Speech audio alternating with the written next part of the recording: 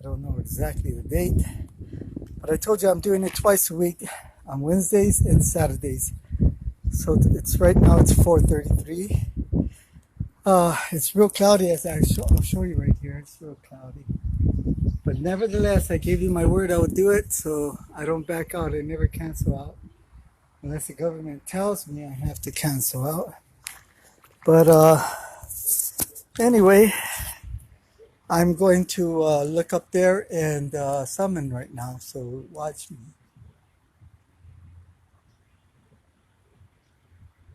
I look up into the sky and there's no blue sky, so I'm just going to penetrate my eyes looking through the clouds as far as I can.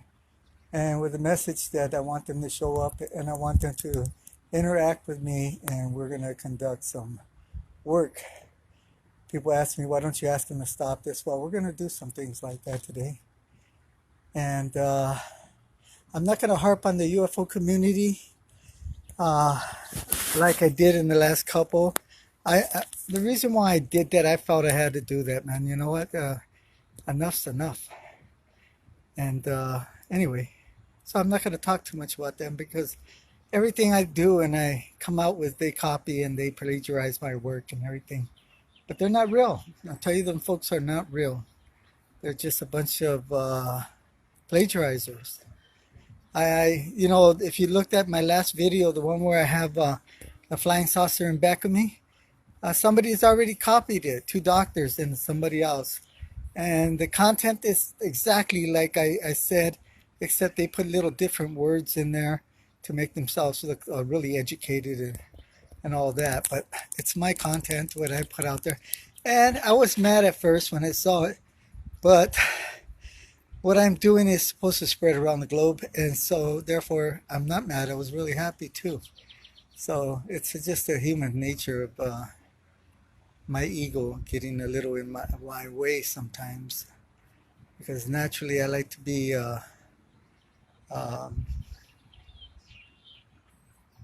credited with doing the work that I do and the work that I do, and not somebody else taking the credit. But anyway, it is what it is.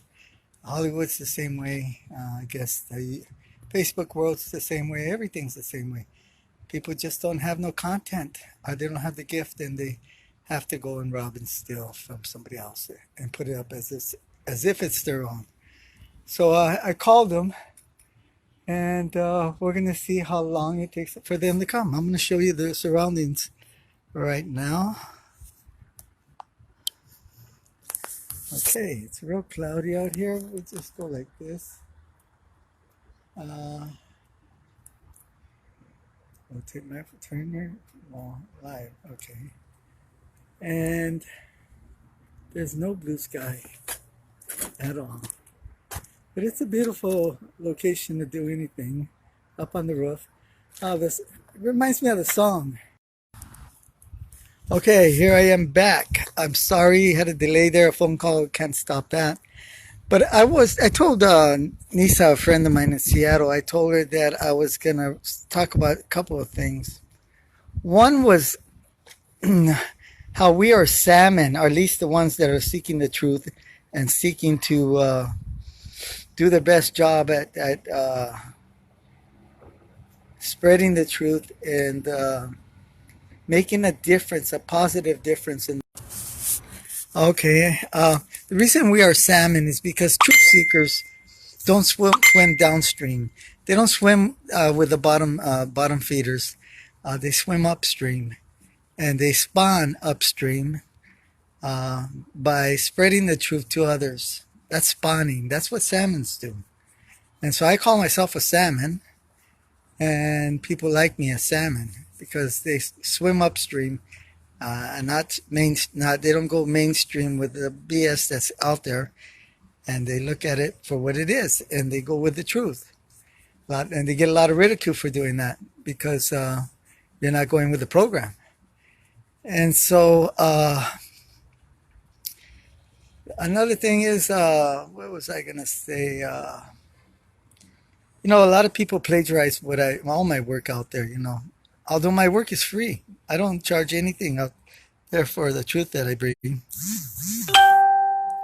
And people, a lot of people, the mainstream public go with these people that are out there in the UFO community that are just write lies and say they could do this and that, and all they do is plagiarize people like me, my work, and then try to capitalize on it as if it is their work. And that's Hollywood's the same way. Filmmakers, musicians do the same thing, and comedians, they steal each other's material and jokes and all that. Well, it's the same way in the UFO world, believe me. Uh, so I call it like I see it, and I'm not going to stay harping on that. What we have to do is we have a thing called the all-knowing inside us. And most people just are looking for somebody to give them the answer, and they'll follow whatever they're teaching, because they're not really wanting to spend the time looking within themselves. So I advise you to look in yourself. All the answers are there, and you don't have to make it complicated by doing smoke or incense or chimes or any of all that stuff, because really, I mean, come on, God made it simple, man. He didn't make it like you have to do all these requirements to get what you want. Yeah, he made it very simple for you, for all humans. Every one of us got the ability. So look for it and acquire it and use it, but for the positive, because some people want power and glory and all this other stuff, fame and riches, and they don't care how they get it and who they step on and step over, and that tells you that they're no good right there. Uh, Yet I put out a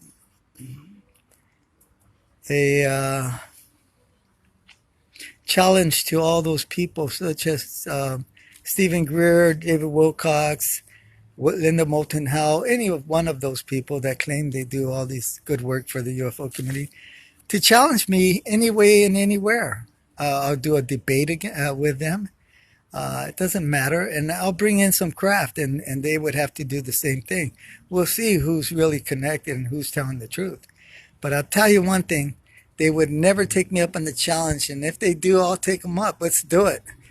So I call that the shootout, man. I'm going to be old-fashioned. Let's do the shootout and see who's left. But they won't do it because they're too much into the money making. It's a business, and mine is not a business. It's spreading the truth. The truth is free, man. It's something that everybody should get free. You shouldn't be charging for it. Um, so let's see what comes in. It's like sometimes on these type of days, I get some of the best big UFOs that come in on this type of weather. Let's see what happens today. Uh, it really drains me of my positive energy when I see things that I don't like out there. And like I said, a lot of people are just, they're so awful. But I'm not going to concentrate on that. I'm just try to stay away from that and just move forward and do my thing. Um, let's see. Well, hopefully we are able to start leaving our apartment more and go to the show, or go to do things out there, and not be stuck in the apartment. The only thing I do is go to the supermarket or up on the roof to do my do what I'm doing, and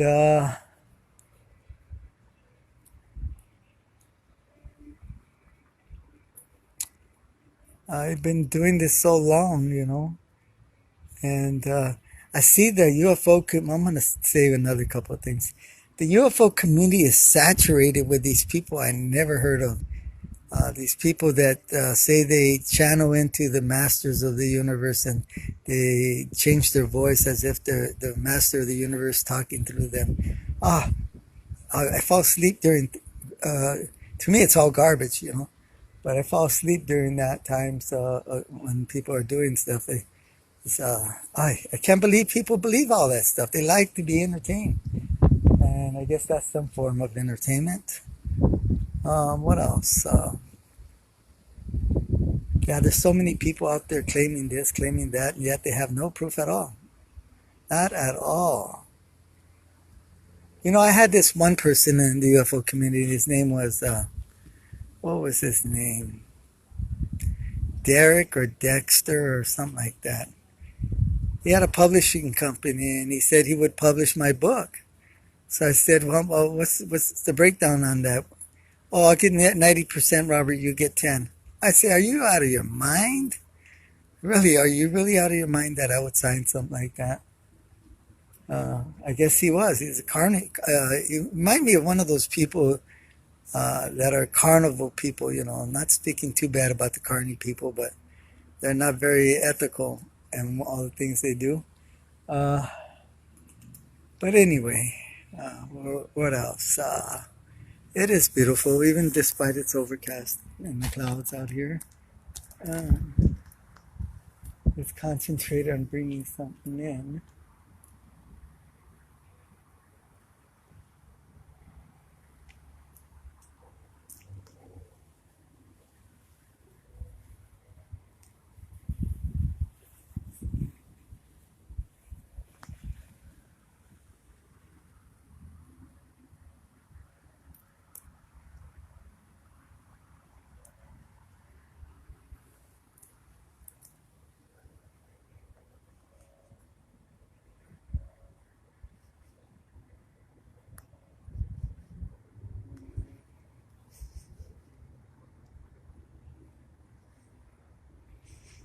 Over here, past the palm trees out there, and Avenue 51, Eva Garcia used to live there. She died though. I used to bring in lots of craft over her house all the time. Big craft, little crafts, all kinds of craft. And I miss those days. It was very, very, very, I guess, wholesome staying at her house and doing those sorts of things. And she was gifted in her own way. She did a lot of meditation and card reading, tarot card reading, and stuff like that. Um, so she was very. She found my work very, very interesting to her, and I found her work somewhat interesting. I can't say very, very interesting because I'm not into that, what she was into. One time she said she could make me burp because I told her I haven't burped in a long time. So she kind of, without touching me, she put her hand right there as if she was making, and then I burped. I said, whoa, whoa, whoa, whoa. All right. That worked. Whatever you did, it worked. So she had gifts of her own, and I miss her.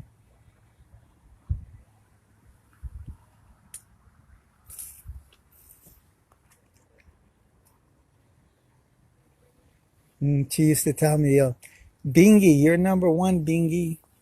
She would call me Bingy, a nickname for my name, Bingham. And I said, Eva, what makes you think I'm number one? Oh, you're number one, Bingy. I said, I don't feel like number one. Oh, what's going to make you feel like number one? I said, when I'm at a restaurant and somebody comes up to me and says, I want to take a picture and wants my autograph, then I'll feel like number one. So she passed away, and I was at lunch with Hans Boysen, and a man came up to me and said he would like to take a picture with me and have my autograph, and if I could take a picture with him and his wife. And I remember what I told Eva, and I said, wow. And I looked up and I said, Eva, I'm number one. Yeah, I can feel it now. So, and I just thought I'd share that story with you, the listeners. And I hear a plane. Let's see if it's my plane. There's a plane that flies over me every day when I'm out and about. And it don't sound like my plane, but it's in the clouds. So I guess I won't see it. I actually know the sound of the plane that goes over me all the time. It's a twin-engine Beechcraft, and it's white with pinstripe blue and red, and it has like a whining sound in the engine, very distinct.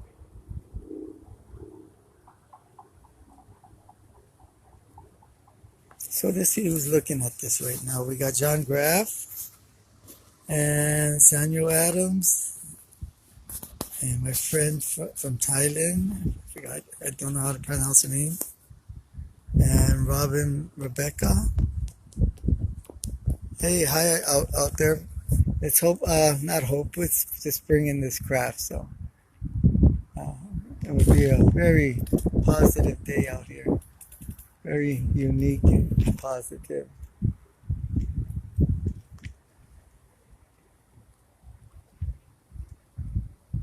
Last time I had two, and they came right away.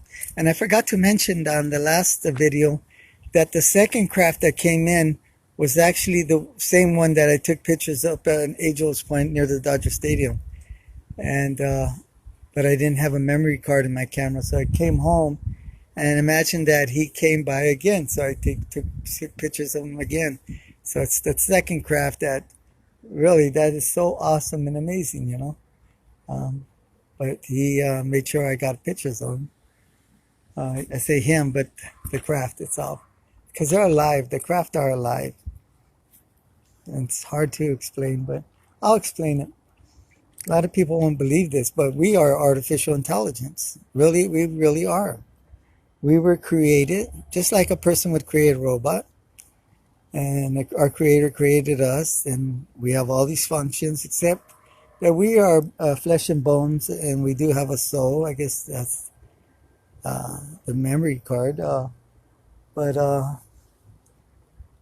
yeah, we are artificial intelligence ourselves. And I learned that, I learned that when I died. I died when I was 17. And the most profound thing I learned when I died is that I was a creation. I guess throughout life I thought maybe I was all that, but no, I was a creation. Somebody created me. And that was the most profound thing that I thought of right there.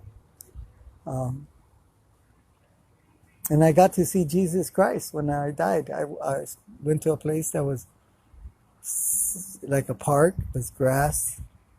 And everybody in there that was walking around the park would look content and peaceful. But they weren't talking. And Jesus, he told me to shut up. I guess because I was talking too much. What I was saying is I want to go back. Because it was on a time basis. I need, I had to be back before I was flatlying so long that I probably would never be able to get back into my body again. So he asked me to shut up. I shut up, and because I was saying I want to go back, I want to go back. And so he asked me, why do I want to go back? And I said, I want to go back because I haven't lived my life. I haven't really had sex, and I haven't had a family, I haven't had anything. So I'm dying, and, I'm looking forward to those things. And he wasn't too interested in what I said right there. But he said, why else do you want to go back? And I said, I want to go back before my mom finds out I'm dead. And he liked that one, and he sent me back. So from there, I went, somehow I was materialized inside a spaceship on a surgery table, and I had all these angels working on me. And then I woke up in the hospital, and my father and my brother were there. So that's a true life story. So that's why I said we are like artificial intelligence. We were created. So we were created, and we perform and do things that we were created to do. And all right, I shared that story. Okay, let's get a craft. Yeah.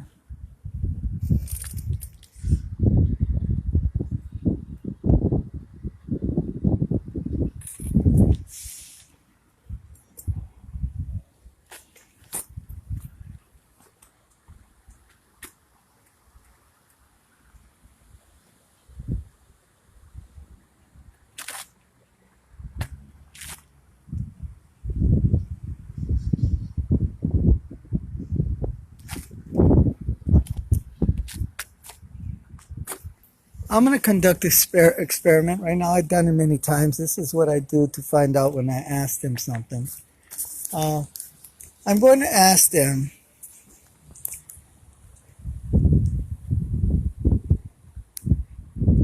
that, what should I ask them? I'm going to ask them that will mankind get over this and ascend to the stars, and that all these old powers that be would be removed, and that we would really be able to live in peace and harmony with Mother Nature and the animals and with ourselves. Um, so I'm asking them that now. And if they come in red, that means it's no to my answer. And if they come in green, it means yes to my answer, that we'll be able to do ascend. So that's what I'm asking them. So it's pretty simple. God made things simple. He didn't make them difficult. You don't have to be a big genius or have a Harvard degree or MIT or Caltech or any one of those things to do the sort of thing that I'm teaching and doing.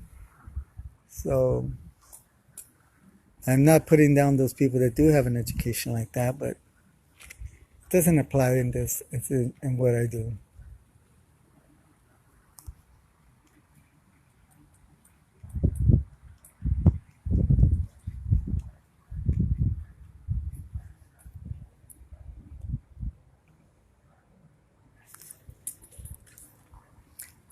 Hold on for a second. I'm going to get my camera ready.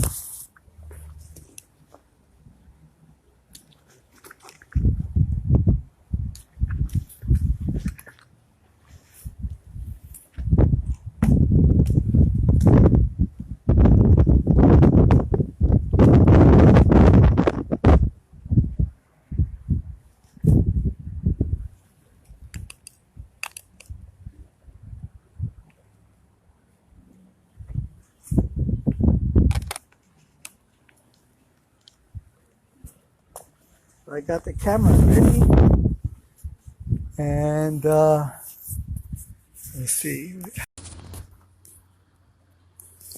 Okay, I'm back. Sorry, I don't know what happened. It's kind of hard doing everything by myself up here.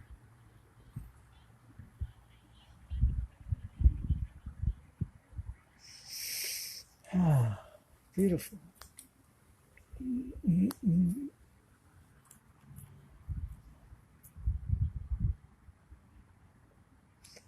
So as I scan the sky, sometimes I get because my eyes are trained after all these years, I get a quick flash, and then I have to concentrate on that area, and they kind of let me know that where they're at.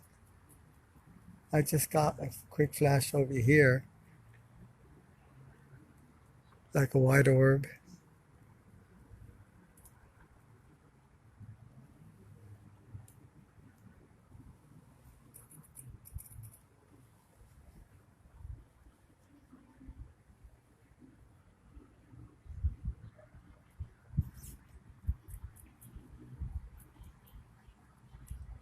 Hmm.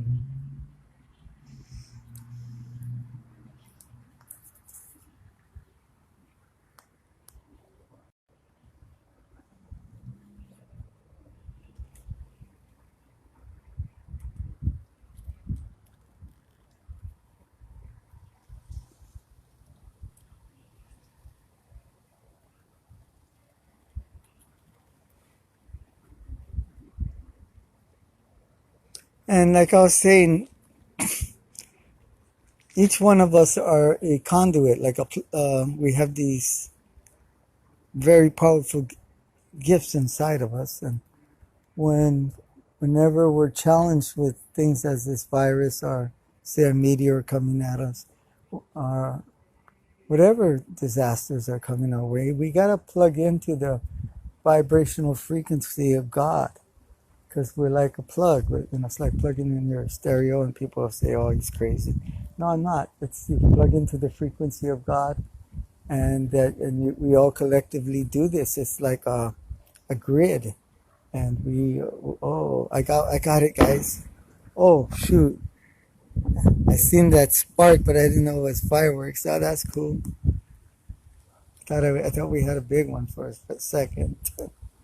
But anyway, we plug into the frequency of God, and we collectively we are very, very powerful, and we could ward off anything, and we could survive anything, the ice age or whatever it is. It's coming our way. So you gotta believe first of all, and for those who are just started, you just go out there and look in the sky and ask them to come, and be of good heart, and ask positive things. Because they could read you just like anything. You can't fool anybody, especially them. So it's just the way it is. Um, wow, it's starting to clear up back there. So maybe it's going to get cleared up here. That would be awesome. We'll see what happens. I'm going to stay out here until we get this craft. I don't know if it's too healthy for me, but uh, I'm not a quitter.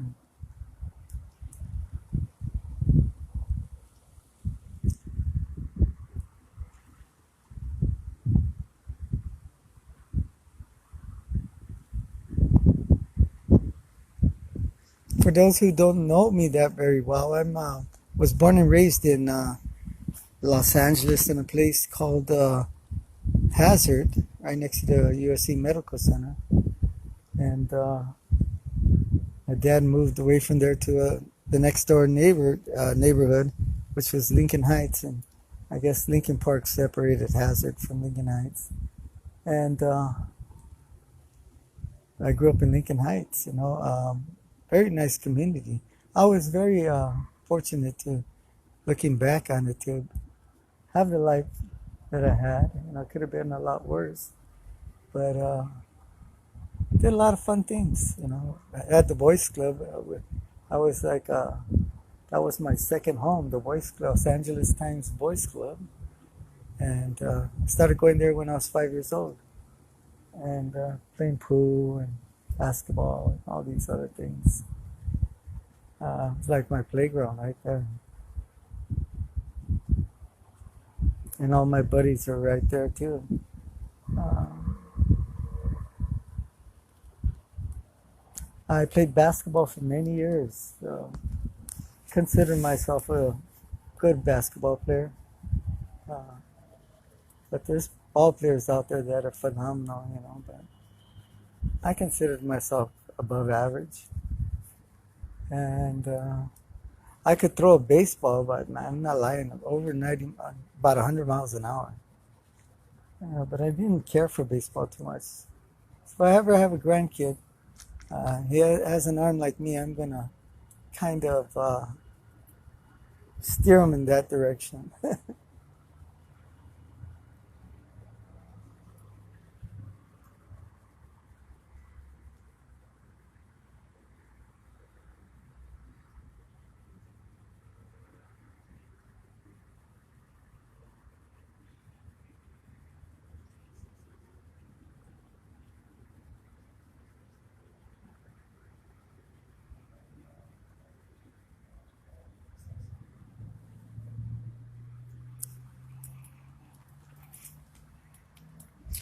I'll show you where the blue part is. See the blue down there? It's coming closer to us. So all these clouds are going, I guess, north. North. Yeah, north. I guess north. And that's cool. Northeast, something like that.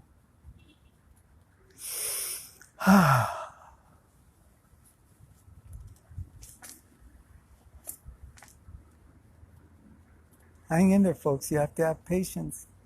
It's not exactly the greatest weather to do what I do.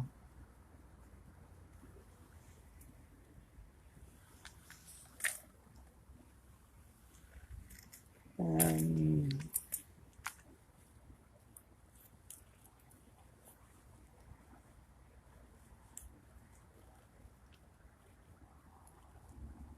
Another thing, I just had my 11th birthday of sobriety. You know, I started off smoking weed after the Vietnam War. My brother came home, brought pot home and all that.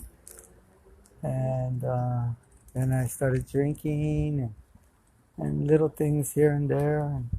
But I tell you, if you're on substances, you don't know where that path's going to lead you. And so my suggestion is if you're doing substance abuse, alcohol, tobacco, or drugs, just stop. And if you're not doing it, don't start. You're not missing out on anything. What I'm doing and showing you right here is better than getting high, I tell you. It's much better. It's much better than saturating your body with foreign substances that will harm you in a lot of ways. So that's just my opinion, one man's opinion. He's been there, done it, and the one who no longer wants to be there, wants to live a sober life and a productive life and a positive life. Make a difference.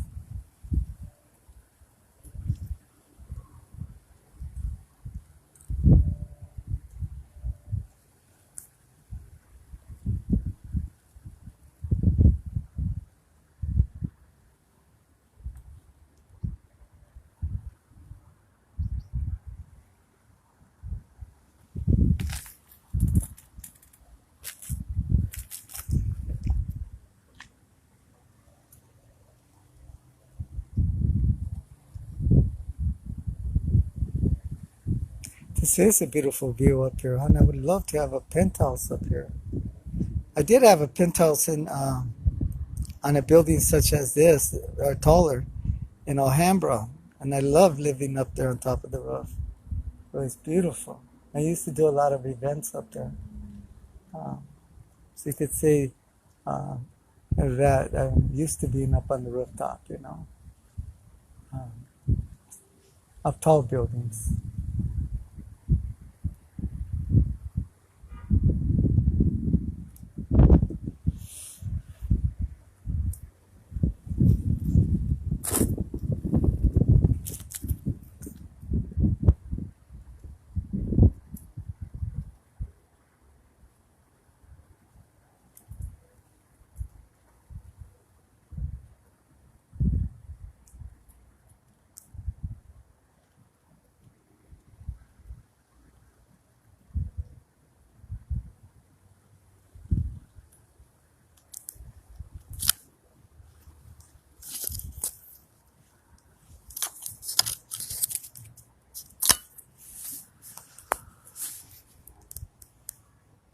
This is a Canon camera. It's a Canon ED EOS, and it's got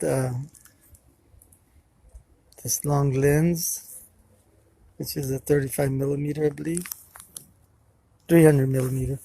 Um, anyway, let them show up.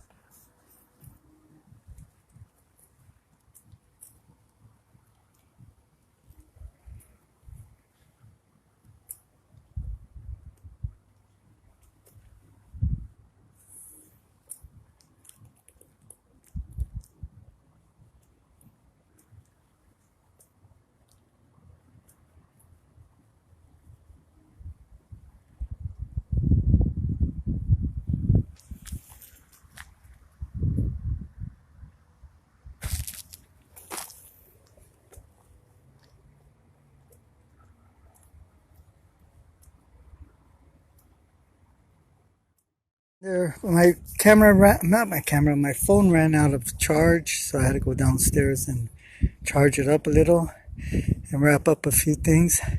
But I'm here now, and I'm going to wrap it up for the next 5 minutes, and then I will end this today's broadcast. I haven't seen anything out there. I'm looking out there. Hopefully we get one right now.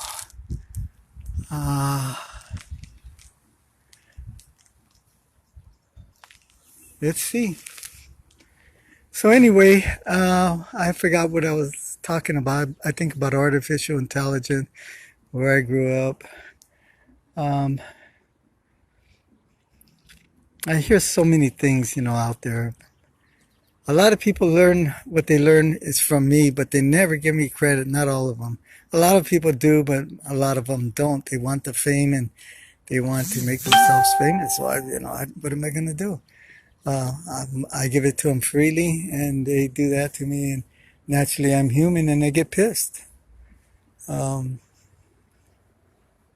I heard Jim Martin, who works with Stephen Greer on doing his movies. He they interviewed him for 3 minutes, and he talked about how he does what he does, but he never once mentions that he learned all that from me. And when I first met him, and he ran up to me to hug me, a red flag went up, and I said, "Oh, I'm going to probably regret this very much for letting them into my world."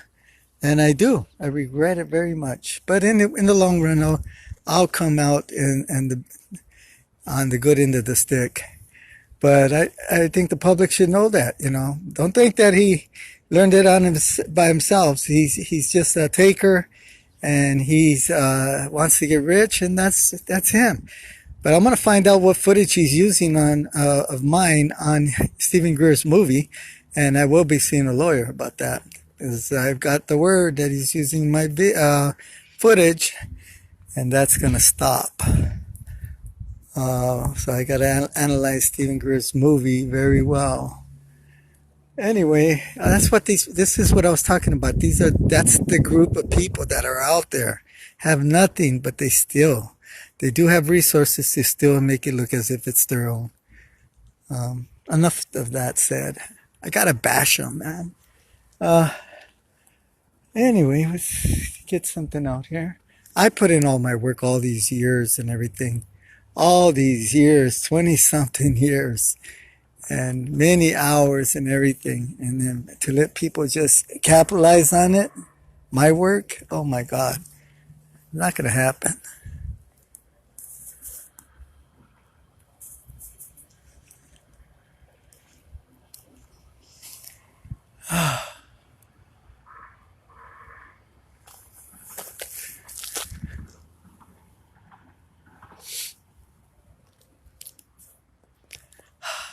I'll slowly pan around, and you guys make out what's up there. Maybe you'll see something I don't see. A lot of times they're right above me, and I'm panning around, and they're right above me. So look, I don't see anything.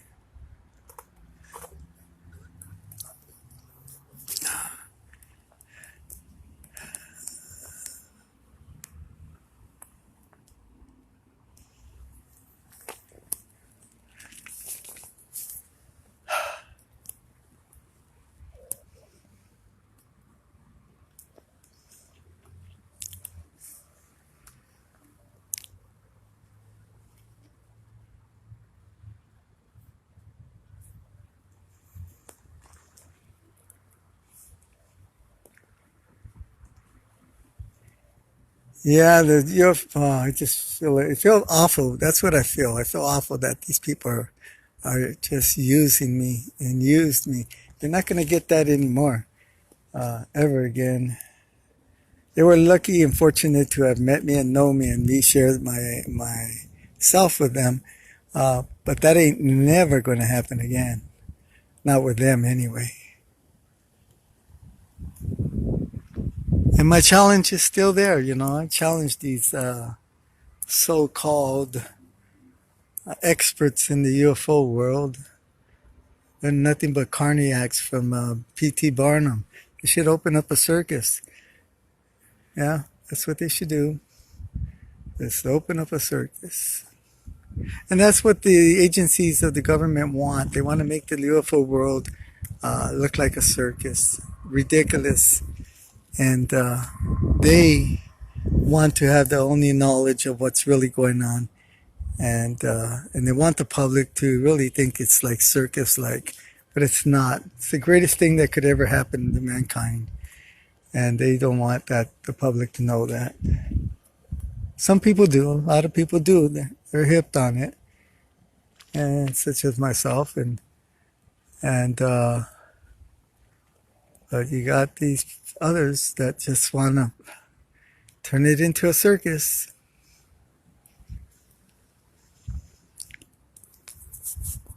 And anyway, like I said, that's not going to happen.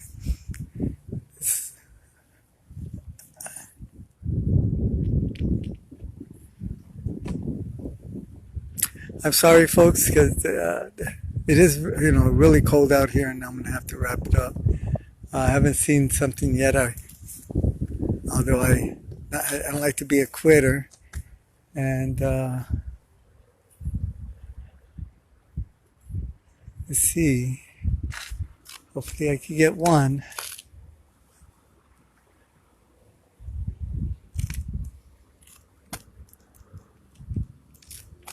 Even the birds are stashed away because it's so cold out here.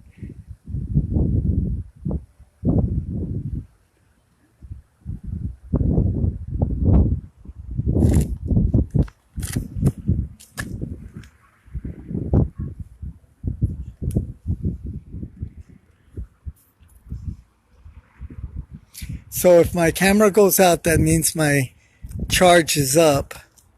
So you'll know I'm closing. But I'll stick it out here. Let's see what we can get. Come on.